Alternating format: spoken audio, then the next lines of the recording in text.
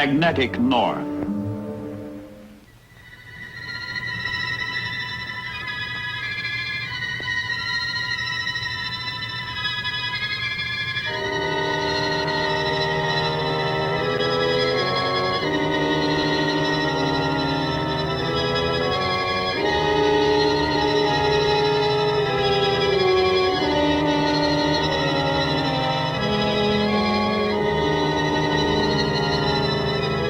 A few hours ago, and a few hours hence, over the vast, empty territory of Alaska, Americans fly tedious, repeated patrols.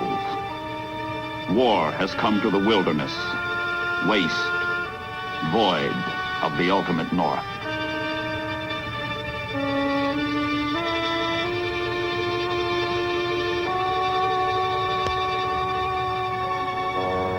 For the first time in history, the vacuum that is the top of the world is filled by major powers who meet there and clash. As the Earth shrinks in circumference, so do the routes that link allies together. So do the avenues along which enemies attack. The links must be kept clear, the avenues defended.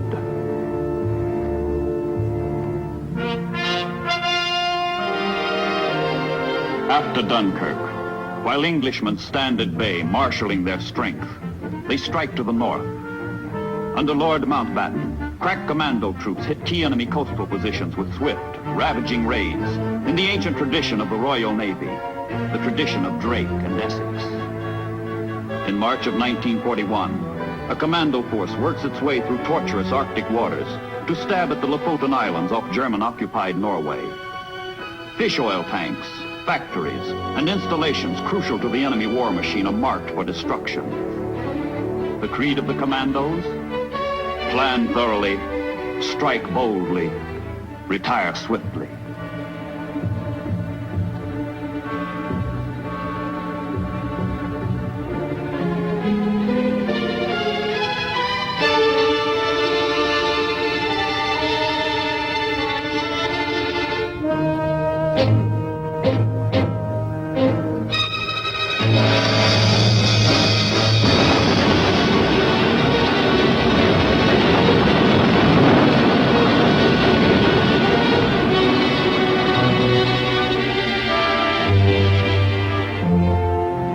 Back to England with the commandos goes a mixed bag. Local quislings and captured German officers.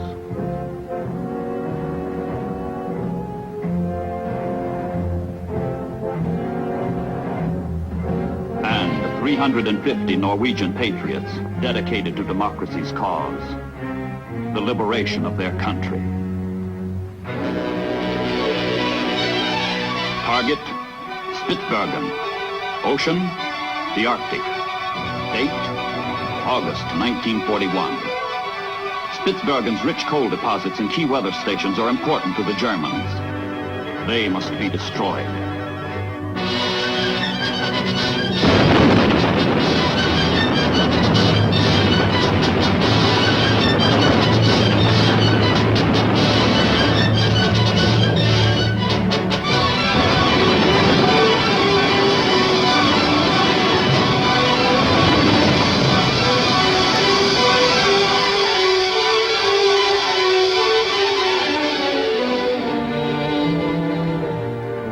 The magnetic north draws raids of increasing scope and violence.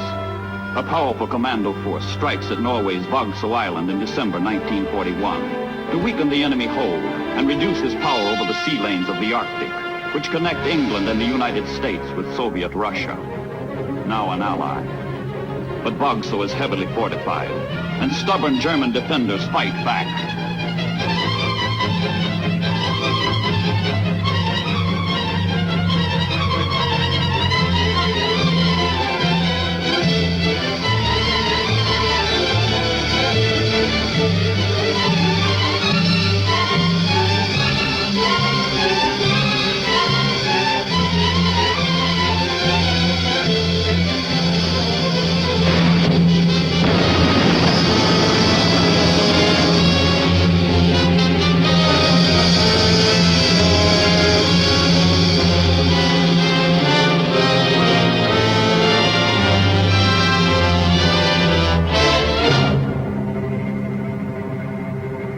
When the raid is over, 150 Germans are dead.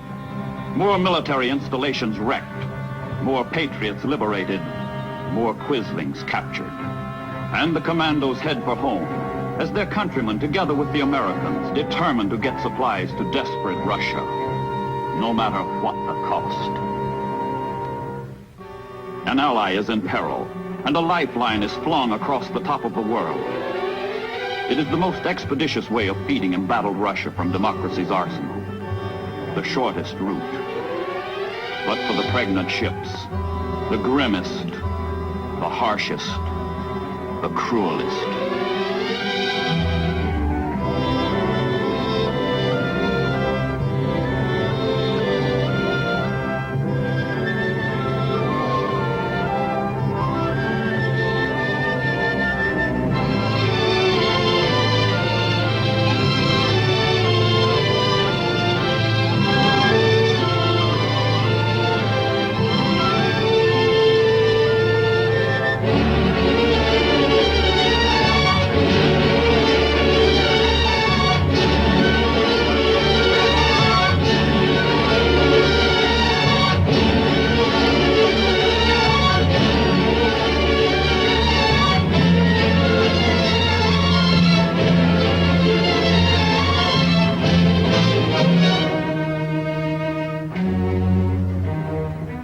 At German air bases in Norway and Finland, detailed reports on convoy movements come in from long-range reconnaissance planes. The Nazis have a magnificently effective plan to change the color of the Arctic from white to red. How? Slaughter. Slaughter. Slaughter.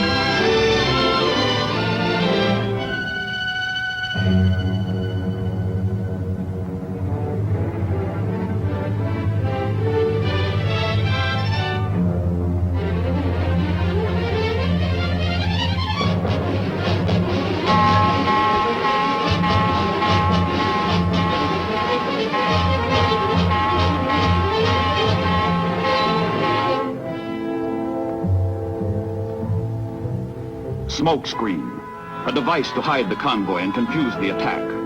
Any and all means of defense must be taken against the terror about to strike. High-level bombers and low-level bombers, torpedo planes and strafing planes, submarines, the entire holocaust of Nazi fury.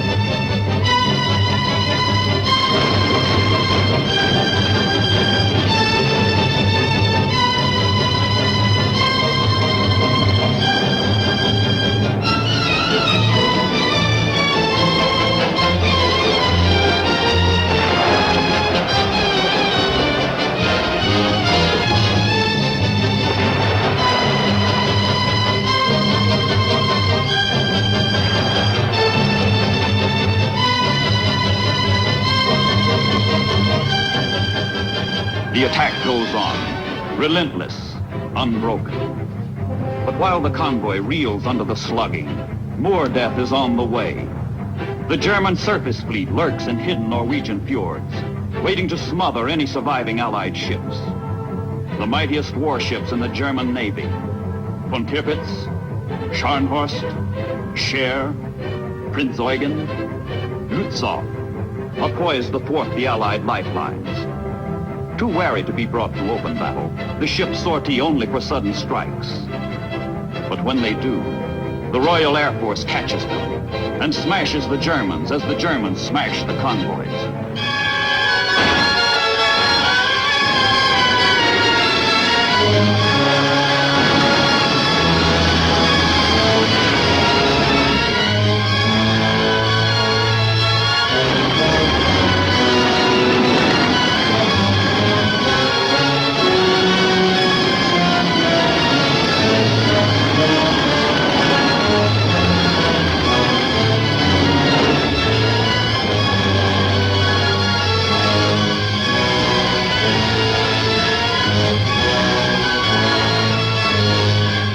Now the Germans reel in the seesaw struggle for the Arctic, but the Murmansk convoys come close to full disaster. The German attacks continue around the clock, continue for days on end. If the Germans can choke off the flow of supplies to Russia, munitions, oil, food, machinery, guns, planes, tanks, trucks, the bleeding Red Army may collapse. The entire Allied cause may face defeat. The battle is in balance, and Goering's Luftwaffe spares nothing to tip the scales.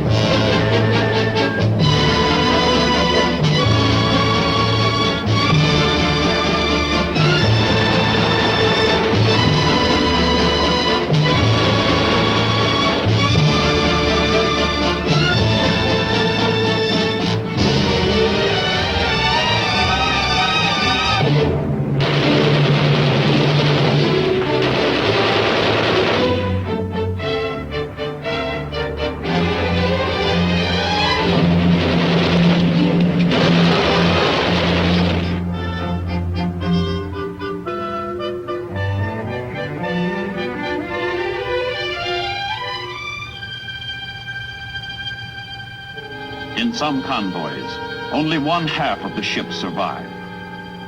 On no other sea route are losses so high, casualties so terrific. Even for those who survived the German onslaught, the end is not yet. Another ordeal, as fierce as enemy action, scourges the ships and men of the Murmansk run. The name of the ordeal, weather.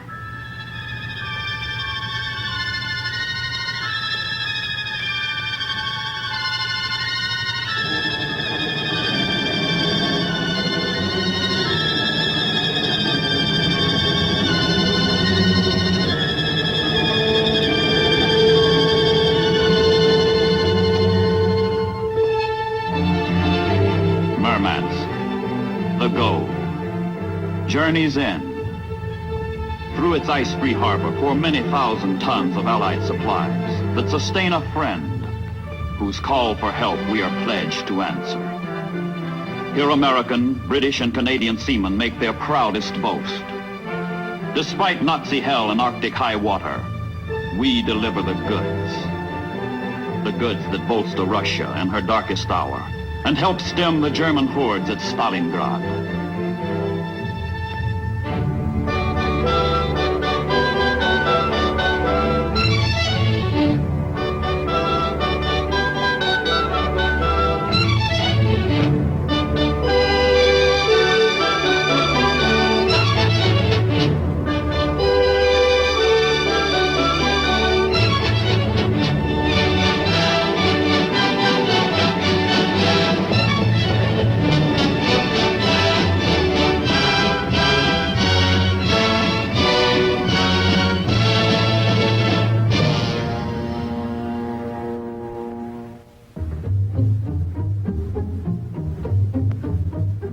miserable Murmansk, the suspicious Russians restrict the movements even of their own allies.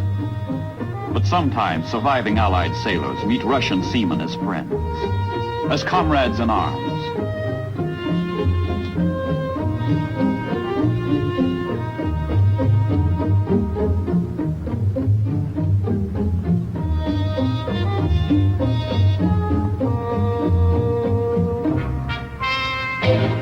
Directly across the North Pole, the United States faces the Soviet Union on the Bering Sea, where the Aleutians stretch 1,000 miles toward Asia. Here, too, contact is made with the Russians. The United States Navy transfers ships of war to the Red Navy. And with the ships goes the knowledge of how to use them.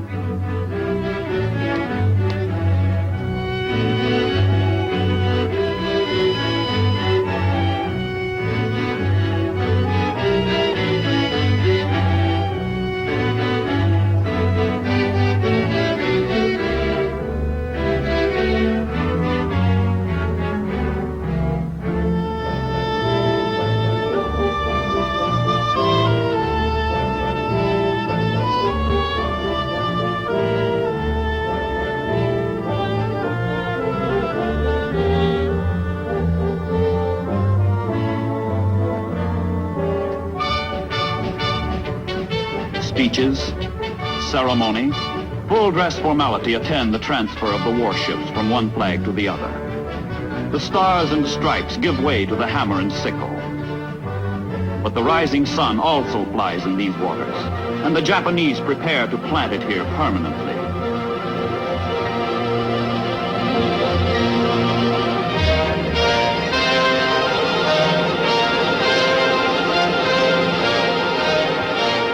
The top of the world is a Japanese target, and she pinpoints Attu and Kiska for invasion as part of her overall strategy in the Pacific.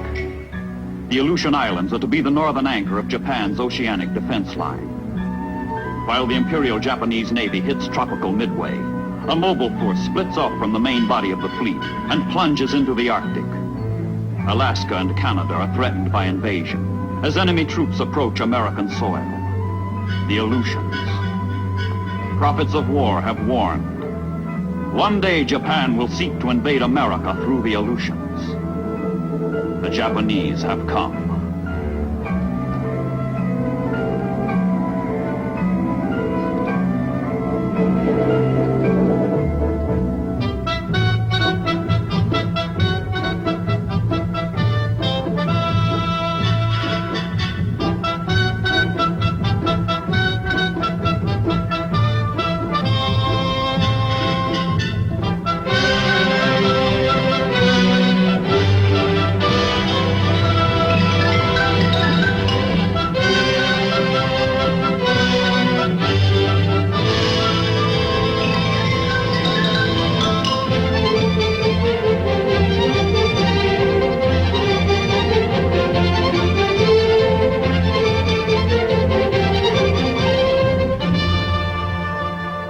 June 1942.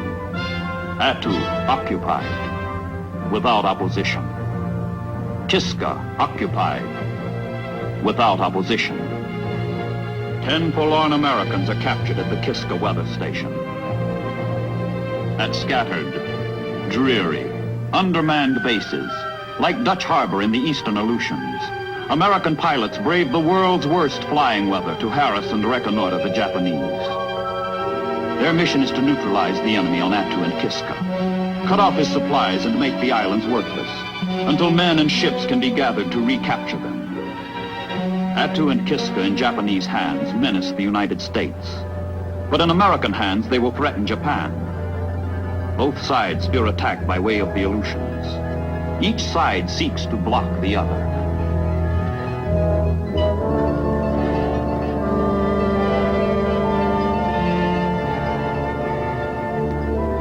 May 1943, the stubborn stalemate breaks. From Cold Harbor in Alaska, an assault force of 29 warships and transports sets sail for Attu. It is America's third amphibious strike of the war. North Africa succeeded. The Guadalcanal landing was a success. But now the ships grope their way through navigational hazards unmatched in all the seven seas. Treacherous currents, uncharted rocks, continual fog, raging storms.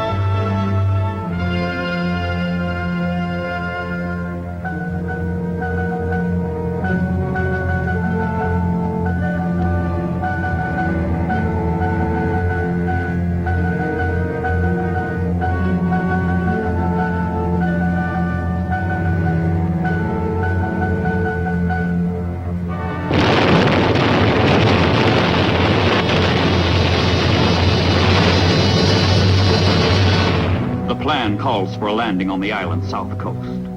The place? Massacre Bay.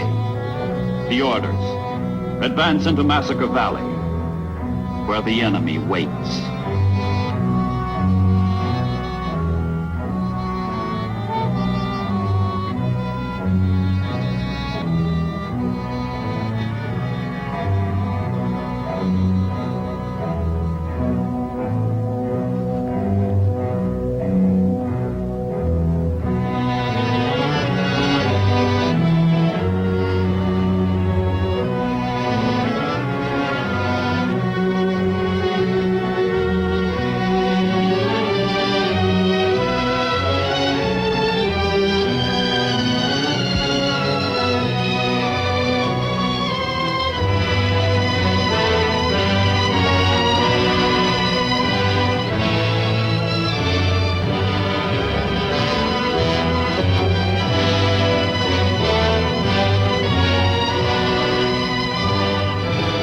Soldiers of the 7th Division, trained for desert fighting, find themselves at war in a freezing hell, where an invisible enemy defends himself with suicidal courage. The Japanese, dug deep in ridges, hidden in ravines, contest every yard, every foot. The fight is slow and costly. Massacre Valley lives up to its name. 2,300 Japanese die. 600 Americans die. But Attu is American again, and the Japanese evacuate Kiska. They will never return. Victory over the northern enemy is a desolate victory. The Arctic becomes a theater of military frustration. Nothing more happens to affect the outcome of World War II. Up where the Willowa whips, with bone-piercing chill, and the skies are eternally gray.